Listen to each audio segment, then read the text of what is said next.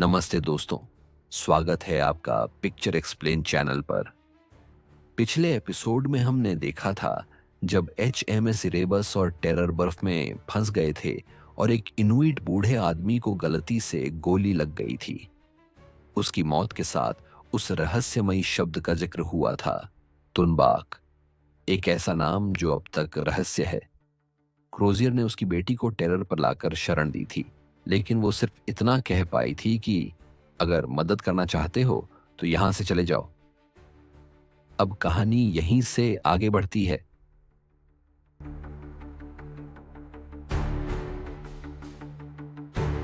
कहानी शुरू होती है इनुइट शमन की लाश से। दो क्रू मेंबर उसे बांध के कॉफिन में रखते हैं। उस आदमी के कपड़ों से कुछ हाथी के दांत से बनी चीजें मिलती हैं। किसी को समझ नहीं आता कि ये आखिर किस लिए बनाई गई थी। इनुइट आदमी के शव को बर्फ के गड्ढे में बिना किसी सम्मान के फेंक दिया जाता है। उसके साथ उसके हाथों के बनी वह चीजें भी बर्फ में गिरती हैं। ये चीजें सिर्फ सजावट नहीं थीं, असल में उन्हें रक्षा के लिए बनाया गया था। पर जैसे ही उन्हें अनादर से बर्फ में फेंका जाता है, कुछ बदल जाता है, जैसे किसी प्राचीन शक्ति को जगा दिया गया हो। उस आदमी की बेटी, जो कि अभी टेरर पर है, को उसके पिता के शव के पास से मिले सामान दे दिए जाते हैं। वह लड़की उन सामानों में कुछ ढूंढती है और नहीं मिलने पर वो बहुत घबरा जाती है और पूछने की कोशिश करती है, लेकिन कोई उसकी भाषा समझ नहीं पाता। वह लड़की अब शिप छोड़कर चली जाती है और हमें दिखाई देता है कि वह जाते जाते अपने आसपास एक गोला बना लेती है। आसमान में अजीब सन्नाटा है, हवा और भारी लगने लगती है और जहाज के अंदर एक अनजाना डर फैल जाता है। एरिबस के अंदर माहौल बेचैन है। लकड़ी की दीवारें चरमराती हैं और डाइनिंग टेबल पर बर्तनों की खनक अब डर में बदल गई है। कैप्टन फ्रैंकलिन ज्यादातर समय अब यादों में खोए रहते हैं, अपने पुराने गौरव के दिनों में। उन्हें याद आता है जेकब्स लैडर की कहानी और उनका पालतू बंदर जैको, जो उनकी पत्नी ने गिफ्ट में दिया था। पर इन यादों के पीछे छिपा है एक गहरा पछतावा। फ्रैंकलिन को एहसास होने लगा है कि आर्कटिक में आने का फैसला शायद उनकी जिंदगी की सबसे बड़ी गलती थी। एक फ्लैशबैक में एक कमांडर, सर जॉन रॉस, उन्हें चेतावनी देता है, ये जगह मौत की गोद है, यहां धीमी मौत मिलती है, तेज नहीं।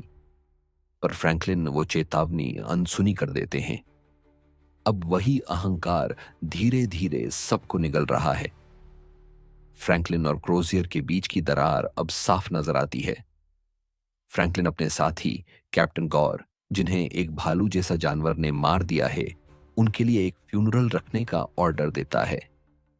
अपने कमरे में बैठकर जब वह स्पीच लिख रहा होता है, तब क्रोजियर उनसे कहने आते हैं कि उन्हें 8 सैनिक मदद की तलाश में भेजने होंगे। फ्रैंकलिन साफ मना कर देते हैं। उन्हें लगता है कि बर्फ कुछ दिनों में पिघल जाएगी, जिससे वो नॉर्थ वेस्ट पैसेज ढूंढने में कामयाब हो जाएंगे। क्रोजियर उन्हें चेतावनी देता है कि हमारे पास समय बहुत ही कम है, अगर हमने मदद नहीं खोजी तो सब मारे जाएंगे। लेकिन फ्रैंकलिन क्रोजियर को ऐसा करने की इजाजत नहीं देते और उन्हें सैनिकों की जान जोखिम में डालने की सोच के लिए अहंकारी कहते हैं। नीचे डेक में अब तनाव बढ़ता जा रहा है। मांस सड़ रहा है, बदबू है और सील का मांस राख जैसा लग रहा है। कोई कहता है ये श्राप है, इनुइट शमन को सही से नहीं दफन करने का। जहाज पर हर चेहरे पर थकान और शक साफ दिखने लगा है। उसी बीच एक और राज सामने आता है। गिब्सन, एक क्रू मेंबर, और हिकी के बीच एक रिश्ता जो किसी ने देखा नहीं था। कमांडर अर्विंग उन्हें पकड़ लेता है और हिकी को चेतावनी देता है कि अब तुम्हें इन चीजों से ऊपर उठना होगा। पर हिकी की आंखों में चोट है, जैसे उसे कोई साथी नहीं बल्कि जुड़ाव मिल गया हो। अगले सीन में हम देखते हैं फ्रैंकलिन ने एक टीम उस जानवर को मारने के लिए भेज दी है जिसे अब भी वह भालू समझ रहे हैं। फ्रैंकलिन उनसे मिलने और खबर लेने उनके पास जाते हैं। सैनिकों ने भालू को पकड़ने के लिए चूहों से बना जाल बिछाया हुआ है, लेकिन उन्हें क्या पता था कि यह उनकी सबसे बड़ी गलती साबित होने वाली है। अगले ही पल उनके टेंट में जहां फ्रैंकलिन और टीम बैठी हुई थी, वहीं जानवर खतरनाक हमला कर देता है। उसे देखकर सबके होश उड़ जाते हैं, बंदूक चलती है और सब खत्म हो जाता है। फ्रैंकलिन वहां से शिप्स की ओर भागता है, पर वह जानवर उसे झपट लेता है और उसे घसीटते हुए उसी गड्ढे की ओर ले जाता है जहां सैनिकों ने उस इन्यूइट शामन को फेंका था। क्रोजियर, जेम्स और सभी हथियार लेकर फ्रैंकलिन को बचाने के लिए दौड़ते हैं।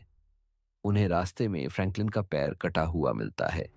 गड्ढे के पास पहुंचने से पहले ही वह जानवर फ्रैंकलिन को उसमें फेंक देता है और कुछ ही सेकंड में वो बस एक पैर बनकर रह जाता है कॉफिन के अंदर। फ्रैंकलिन की दर्दनाक मौत के बाद क्रोजियर रेस्क्यू टीम भेजने में बिल्कुल देर नहीं करते, लेकिन फिट्जजेम्स उन्हें कहते हैं कि उन्हें और सभी क्रू मेंबर को सर जॉन फ्रैंकलिन का अंतिम संस्कार कर देना चाहिए।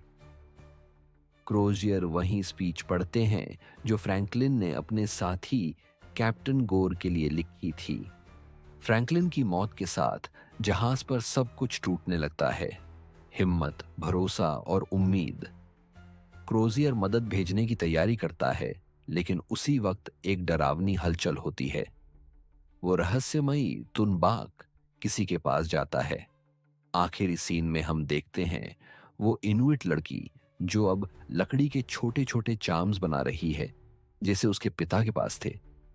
अचानक उसे किसी की सांसों की आवाज सुनाई देती है।